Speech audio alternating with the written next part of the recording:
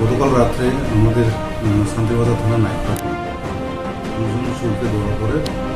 একজনের নাম হচ্ছে জুলন মালাকার আর একটা হচ্ছে সুমন মিত্র। জুলন মালাকারের বাড়ি হচ্ছে মতাই বিলোনিয়া এবং সুমন মিত্র বাড়ি হয়েছে শান্তিবাজার। তো ওই তাদের সঙ্গে 54 প্যাকেট সিগারেট এবং অন্যান্য জিনিসপত্র পাওয়া যায়।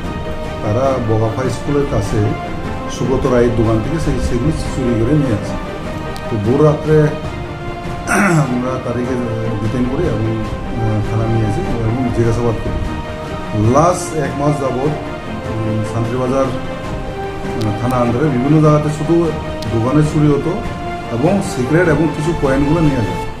ওই পরিপ্রেক্ষিতে আমরা বিভিন্নভাবে আমাদের মোবাইল টোবাইল চালু রাখি এবং বাইক পেট্রোলিং এবং যেসব জায়গাতে চুরি হয়ে সেই জায়গাতে আমরা পুলিশ স্টাফ মোতায়েন করি।